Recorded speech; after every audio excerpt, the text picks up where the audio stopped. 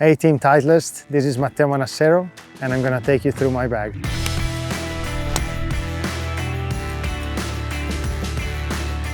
Starting with the golf ball, this is the way I mark it, Pro V1X. I put two initials in there, the line, the way it's a kind of a strange line, but so that my putter kind of has both lines basically to align it to, and two little dots. I just put these two little dots because when it's in the rough sometimes facing this way, so I don't have to, it's not hard to identify.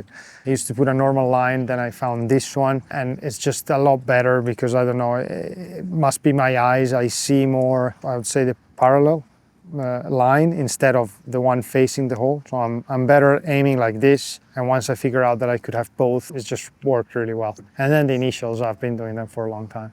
Pro V1X fits me best for, for me, I'm a guy that needs a player that needs a little more spin. I used the Pro V1 for a little bit, but then it was too strong basically, especially in the upper half of the irons, so 4 or 5. Instead, I wanted to add a little bit more spin, have more control, but to have always the same flight and hit in the same window when I hit the shots. That's massive for me. So I switched to that.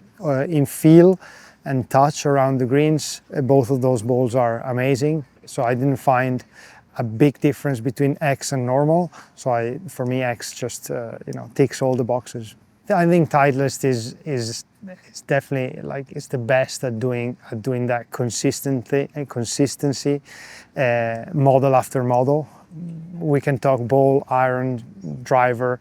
That's the trademark, and of course for us it's really important. People tries maybe to find new things or find something that works a little better or a little faster, or for me it's being able to rely on what I have all the time, that I get no surprises.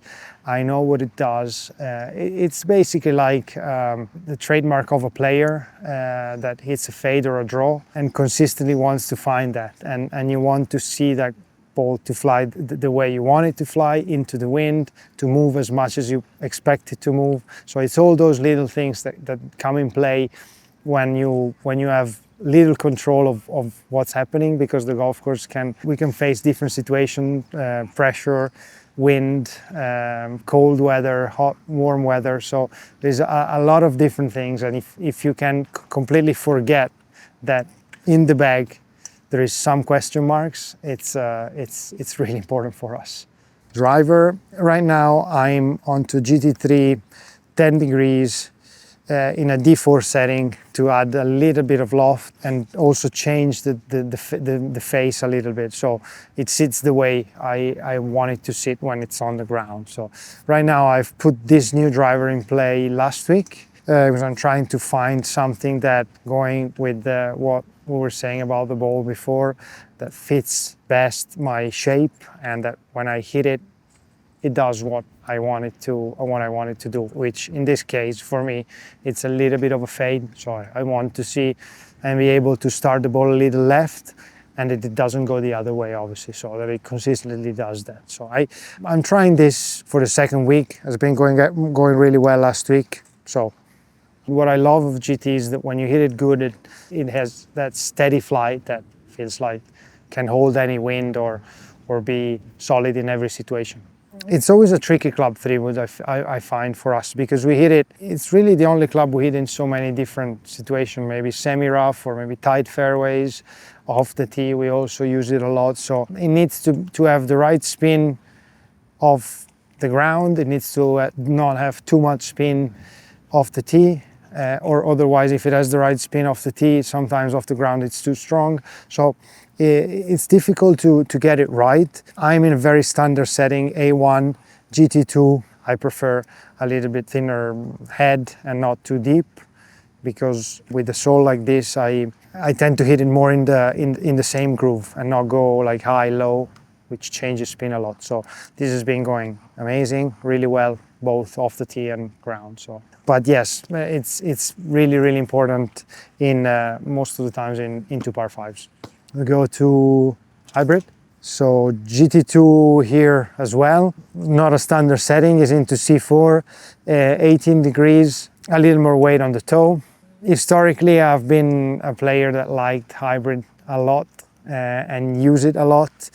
I do have a T350 in the bag as well, and I keep it in the bag until like Wednesday, normally Wednesday morning, once I have a perfect idea of the golf course. And then I can choose. I can choose. It's either this, 80% of the times is this, or the driving iron, which you know, in a really windy situation or in a linksy course, I use that in those specific situations. But again, it's not very often. So most of the times, hybrid does the job for, yeah, all seasons, as they say.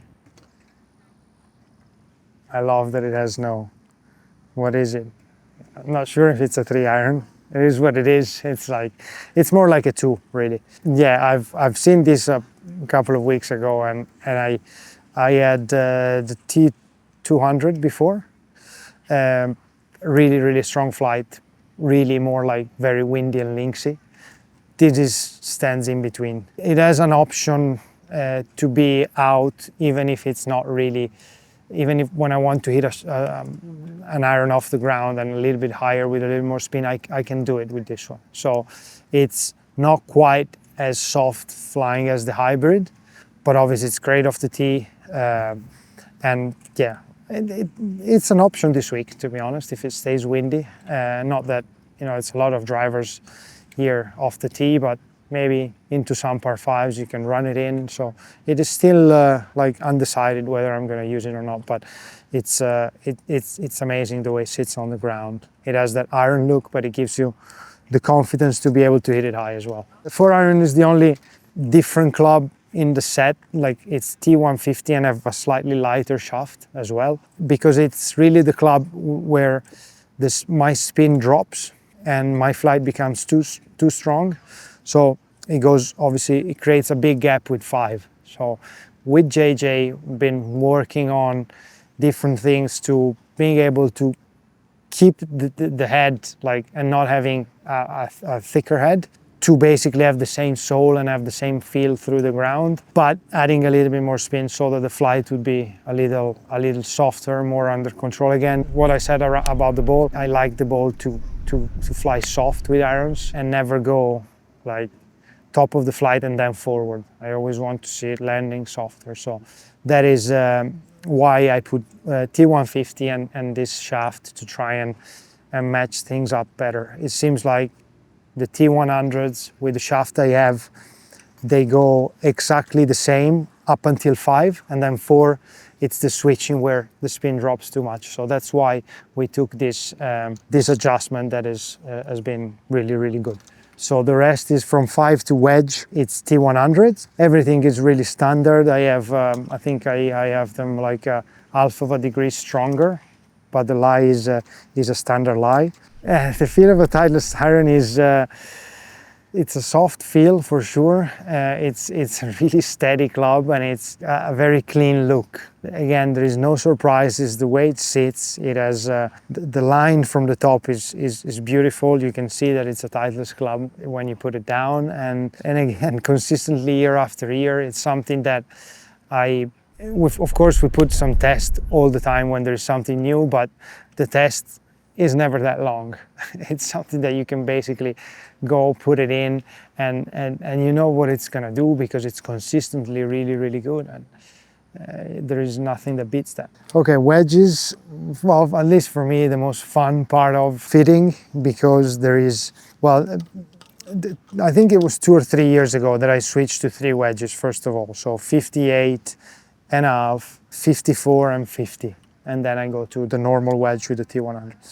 I've done it because I used to be 58 and 52 most of my career, but I was feeling that I was losing something there. Like, I was making my life harder than what it should be. Instead, I had to cover a big gap and do it with feel and with swing adjustments. Instead, having the 54 in, which is a club that has a lot of spin, is probably the club that, you know, launch and spin is the one that stops the quickest, and the one that you can really hit full shots and into firm greens, you can stop it straight away. Instead, before I had to take something off of 52 and it was just harder. As soon as I switched to that, I felt a massive difference, and I kept it since. The 50 degrees they all have different soles. The 50 degrees is the most similar to like a normal blade with the 8 degrees of bounce and the F sole. I never change the 50 and the 54. They always stay the same, just because I don't chip really almost ever with them around the greens. With 54 a little bit. But the main thing is that they go through the ground. When I hit long shots, they go through the ground well. So I always keep those two. 54 is, it has a little bit of more like a sand wedge idea. So it has the S sole that drops a little bit and creates a bit more bounce. Because I use it sometimes in longer bunker shots, 30, 40 yards bunker shot when I have to fly it a lot. So I kind of need this to open it up and still feel comfortable that it's not going to bounce underneath. I chip, very straightforward chip and run, and that's what I do with 54, nothing more than that. So again, it's another club that 85–90% of the times I'm hitting full. So I need the sole to work well when I hit it full and when I go into the ground. So S sole and standard loft. 58 is, yeah, 58 is his own story, because some players adjust their sole depending on the ground. I don't do that a lot unless the ground is completely different. Links, for example, or this year we haven't played, at least I haven't played yet in very, very firm grounds. So I never changed, and I'm using the 58 degrees. Well, I think it's 58.5 A+. It has kind of a wide sole, but it's built a lot like that. So depending on how much you play with the loft, it always sits really well. As soon as I found this, I said, because I used to have an M grind, but then when I would open it, the leading edge would come up too much, and I wasn't really comfortable with that. So I went to this, and it just sits on the ground really well. Spins when it needs to spin, it comes out soft when I want it to come out soft. It has kind of all the variety of shots that a 58 requires. I say it's the most interesting one because it's the one that we play different shots with. You know, an 8 iron is very basic. You hit it either a little soft, a little firmer, higher or lower. But here, open the face, go in the bunker, rough. Yeah, so if the 58 is my favorite club in the bag, this is the one that I can never change. I've been having this putter maybe for 4 years now, 3–4 years, because I switched a while ago to arm lock, and I grip it in 2 ways, but the way the shaft enters into the face is a bit different. It's just, I don't know, I can't find anything that looks the same. It's just, it's great. It's a Squareback 2. It has like 5.5 degrees of loft, so it's not very open considering other arm locks that are, you know, have like 7 degrees of loft. So I don't lean it forward very much, but the way the weight is, the way the shaft gets in the face and the way it sits, just gives me a lot of confidence, which, you know, putter, it's a very, very tricky one. Sometimes we play around and we take a new putter and it looks amazing, but then I always go back to this, and I cannot, like, it's the club that, what will you never probably change? This is what will probably never change. You know, there's always something that possibly can be improved. This one seems like, especially after last week, that I put it really well. It seems like it cannot improve, but yeah, that obviously can as well. But yeah, so this is all my bag. And I'm not a guy that wants to always try and find something new. I'm more for something that works, stable, I can rely on. I know what it does. That gives me a lot more confidence than, you know, having more speed, more of this, more of that. No, I just wanted to do what I wanted to do and be on a Sunday and having to pull a shot that is a little tricky, and knowing that I can completely forget that, and the equipment is gonna help me to execute it well.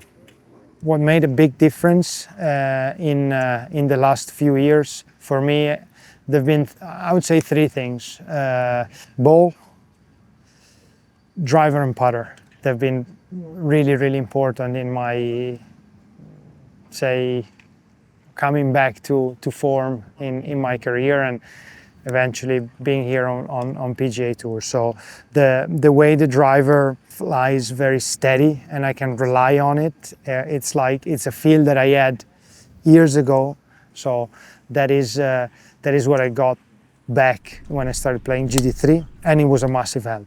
The golf ball, hitting the same window, spinning how I want it to spin, being very reliable in a day like this with 10 miles, 12 miles of an hour of wind. You need the ball to do exactly what you want it to do. And if you see a shot that maybe it's borderline for a club and you want to punch it and like really hit it solid, the ball still needs to spin. Because if you see it going through the wind and long, then you thought you were going to leave it short and you end up being long, it's very hard to have trust in what you're doing for the next shot. So exactly that, Pro V1X, I hit a shot. If I feel it, obviously I need to hit it the way I want it to, and that sometimes is not that easy, but when I hit it in a certain way, it lands where I think it should land all the time. So that confidence is, it was massive. And then, yeah, the putter, as we said, it's one of a kind, and it immediately put me something that with that Scotty soft touch, but that was matching up my needs for my putting technique. So those three things, that's what gave me like a bigger help in improving what I was already improving.